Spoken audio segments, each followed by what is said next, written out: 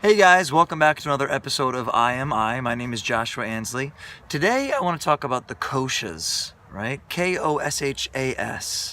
Sounds like a healthy breakfast cereal or something. It's really an amazing modality of understanding. For me, in my journey, I'd heard about it a bunch of times and I'd study it. You know, a lot of this stuff, it's not just about learning it once. It's about really integrating it into ourselves over time, again and again and again, and really understanding it on deeper levels, right? And as you do all the other work, it all affects the other work that you're doing, and you know, it all crosses over and stuff, and it feeds off of each other, you know. So the koshas is a really amazing system. Koshas means a sheath, right? So it's a covering, and it's really discussed as the bodies that we have, right? So right now we think we have one body, generally, a lot of us, you know. And so when we break it down into these different sheaths, and this is what I'm gonna do. I'm gonna try this and see how this works. I'm not sure how this is gonna work out right now, but so start right in the middle here. Right? We're gonna make a little bullseye, and then we're gonna make our way out with circles around that bullseye.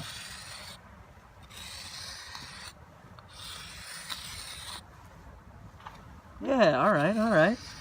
You know what I like about high school girls? All right. 1, 2, 3, 4. One more. See if we're gonna make that into the shot. Boom, shakalaka. And then this is gonna be an Om symbol, which is not gonna come out right at all.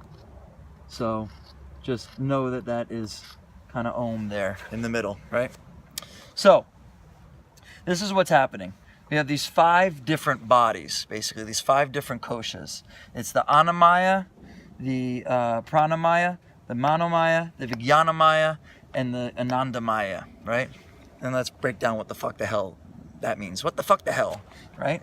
So basically, we have the first one here. This is going to be the physical body. I'm not going to write it out because you're not going to be able to see the words, so I didn't really plan this out entirely the best. But here, this one right out here is our physical bodies. It's right. It's our senses. It's our legs, bodies. You know, everything that encapsulates the physical body. And it's called the Annamaya. Anna means food. Right? So, because this body is literally built up of the food that we eat. When they say that you are what you eat, they are not fucking around. I mean, literally everything that we eat is what we use to transmute into building new cells and everything like that. So you really fucking are what you eat. So if you're eating all that processed crap, which I do too, you know, but like a lot less now, but you know, then you'll be processed crap, falling right into that category. Or if you eat a lot of cow, you're going to be a fucking cow. What do you want, you know? So, all right. So this is the physical body. All right, I'm going to skip over one and go to the third one here, the Manomaya kosha, which is the mind, right? It's the mind that creates all our emotions. Physical body and the mind. Now, basically, generally, this is who we think we are. And what's really amazing about this system is that it shows us that there is so much more to who we are. So everything that you think, any thought you've ever had about existence, about how to do, hear me, everything that you've ever thought is all in this little space right here. Now this space, this Manomaya kosha, creates your emotions. I'm simplifying a lot, but this creates your emotions, right? So if everything that we think creates our emotions, that means our emotions are only this little tiny piece of who we are. This little tiny piece. So when I talk about our emotions not being real, it doesn't mean that they're not real. They're very real for us. It is really happening for us. We are really experiencing that. And when I talk about our thoughts creating our reality, I don't mean that they're creating, there is no spoon. That's fucking way down the line. I'm talking about the fact that they create the way we exist in this reality, or they create our emotional states. They create the way we see the world, right? It's all based on our thoughts. So when I talk about that, that means that while our thoughts and our emotions may be real, even though I say they're not, it's because what it really means is they are not the whole picture. They are not everything. They are a small, little, tiny piece of who we are. They are one little aspect of who we are, right? So that to me is an understanding. So I'll explain a little bit more and I'll get into that. But so right now we have the physical body, right? And the idea is that everything goes from the subtle to the gross. So the more we are aware of our subtler bodies, the more we can be consciously aware of it, and it can affect the body below it, right? So Western medicine deals with this. That's it. That is all that Western medicine deals with. That's insane, because the idea is that it trickles down. Health or dis-ease will trickle down from the subtler bodies and into this body. So while we can work backwards in a lot of ways, right, so that is beneficial, we need to be healthy, we do need to take care of all the different bodies, right? But really there's a lot happening that is trickling down, so a lot of dis-ease is coming from these higher bodies. So above this mental body, right, or let's actually start back down here. So we have the physical body here, right? And then this one in here, this middle one, is called the pranamaya kosha. This is where we have prana, the life force, right? So this is with the breath, right? Ruled with the breath. So this is an amazing part of the practice, which most of us in life, if we don't have a breath practice, or we're not actually an active practicing yogi of a hatha sort of way, or something physical, right? Because then it involves the breath, then we're not really tapping into the energetic system in our bodies, right? And this is where, there's electricity running through our bodies. I talked about it when we talked about the chakras. It's not something fucking crazy and mystical. It might seem it, but it's really quite scientific and logical, right? As I've been doing a lot of research on the vagus nerve, and as you deep breathe, or you do chanting, or you do singing, that stimulates the vagus nerve, which moves from your fight, flight, or freeze into that rest and digest. So you move into the parasympathetic nervous system, and it calms us down and it soothes us. So go fucking chant, go sing in the shower or some shit like that, right? So basically, this is the energetic body, right? Which most of us may not really be familiar with, but there is energy running through your body, the chi, the prana, the life force, and stuff like that. So it's really a very dense body. This is, a lot of spiritual healing, and I'm not saying sarcastically, but we call it spiritual healing, is actually energetic healing. Because it's really dealing Reiki really does technically come from the God source, but as you're moving energy around and doing that stuff, it's actually energy healing. So it's actually in this space here, right? Which can help then, when you get that space healthier, that can help trickle down into the physical body. So then it goes up into the mind, right? So the mind is what's going to create that. So that's how we have to mentally be aware of these energies to be able to control them and work with them. But the mind is a fickle beast, right? And it'll just go wherever it wants. It goes towards its likes, avoids its dislikes, goes towards pleasure, and avoids pain. So it has to be ruled by the one above it up here. The Jnanamaya Kosha, the intellect. We have to have the ability to discern, right? So this gives us the ability to discern between right and wrong, and the ability to discern that there is no right and wrong. Because right and wrong is in this physical world, which is in this world of duality, which the mind lives in duality. So you think that you are separate, and that is only because you live in your mind and your body, which are definitely separate things, right? But as we keep going higher and higher, or I shouldn't really say higher and higher, but subtler and subtler, I think is a more appropriate space. We get into Anandamaya Kosha, this one here, right, is the bliss body, the causal body. And what happens is this is actually where all our desires come from. So the minute we're born, I've talked about this sometimes, the minute we're born into the world, we go into our senses to try to find happiness and peace, and to try to make sense of this world, and to try to understand reality, right? So we're immediately drawn out this way. The desires come from here, and it goes from the subtle to the gross. So it comes down this way, and we start taking action in the world based on our desires. Desires are not a bad thing.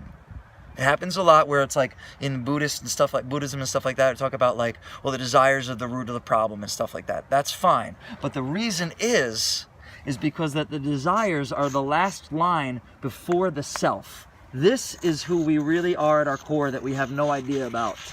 This self, or God, if you want to call it God, right? It's the same fucking thing, right? If that word freaks you out, just stay with it. You've got to get over that. It's actually because you don't have a developed enough intellect, and I mean this with love, that you don't have a developed enough intellect. It's only your mind that is saying like, oh, religion and all this stuff. Yeah, don't throw out the baby with the bathwater. We'll get into that later. But understand that this space, which is God, which is the self, which is present in everything, is actually the core of who we are.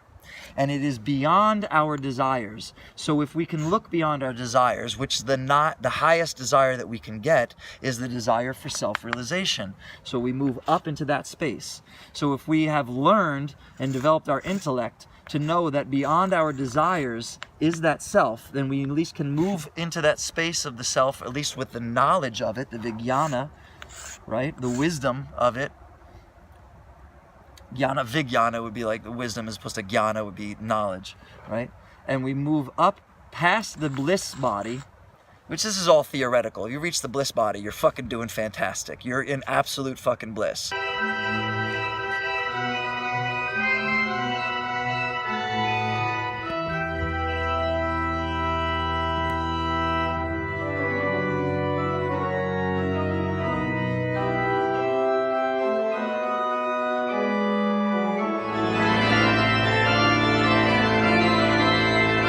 You're not in the eternal absolute bliss of the self, which is nothing, the nothingness, the imperishable, right? You're in actual just fucking spiritual ecstasy. Let's just call it that for the sake of, ease, because it's not really, but because spirit is here, so it's not spirit. It is still something physical. But man, is it fucking amazing. And I've tasted that nectar. I really have. So, this is a kind of a long one, and I don't know that I explained it very well. But you have these 5 different bodies that are all sheaths and covering around the self. So the main point is to recognize that, for me, what has been really helpful in my journey is to recognize that my mind and my emotions, my physical sensations, and what I'm feeling are not the only part of reality.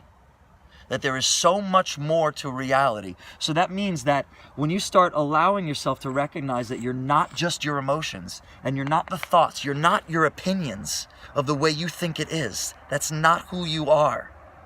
Outside of that, right? And I should say, when I say outside of that, it's all kind of a weird way to say it. Outside, inside.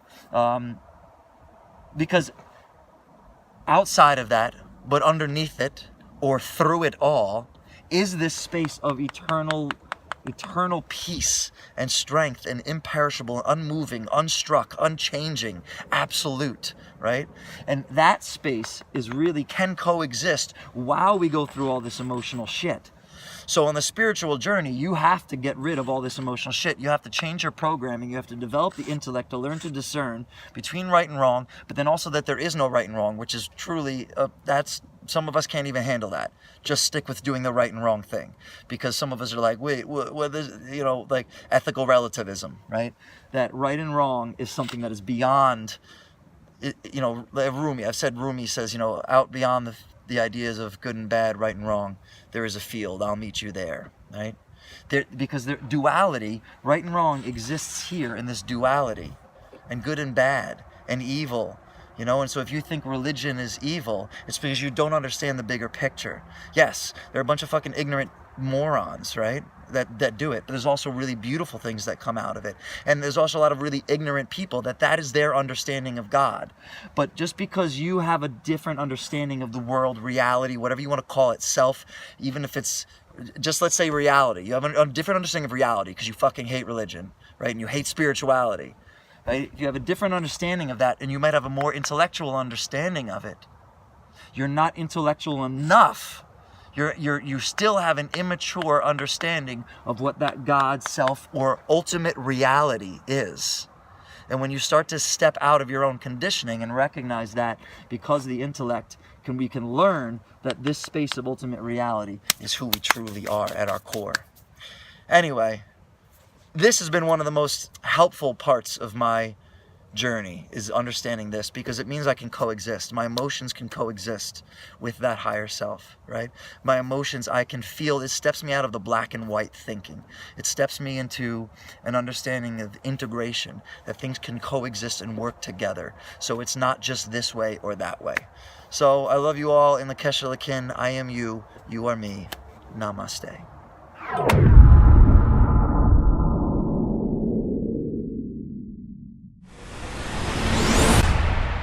What? Too much?